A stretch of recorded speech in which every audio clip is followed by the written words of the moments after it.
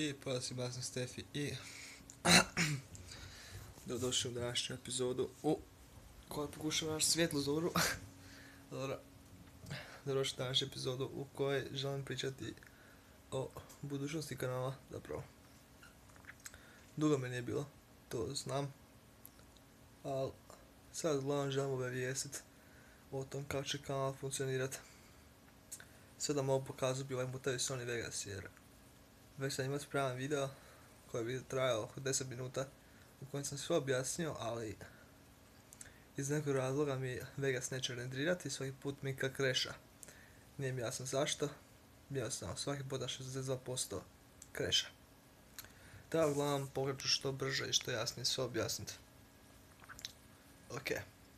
Prvo to što trenutno je najnovije i najvažnije je da kanal je ponovno u akciji i videi dolaze jako često. Znači, uskoro dobija novi internet, 13.4. dobija novi internet, možda i ranije, nisam siguran 100%. Uglavnom, izlazit će video svaku subotu, svaki utorak i svaki četvrtak. I tako cijelo vrijeme, konstantno, bez promjena.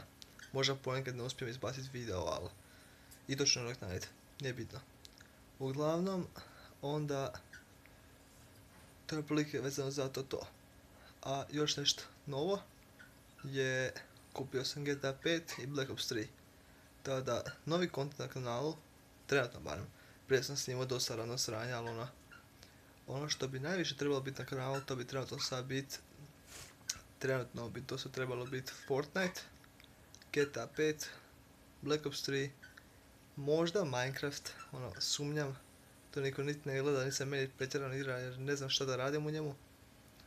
I šta još, mislim ja sam siguran. I LOL, da, LOL.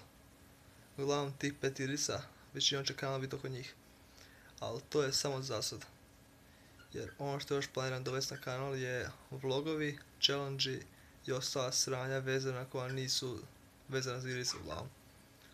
To bi se sve trebalo isto dovesti u radnju ubrzo, ali za sad baš i ne može jer kao što vidite, trenutno mi je zvuk vjerojatno jako užasan na ovom mobitelu i to mi je mali problem.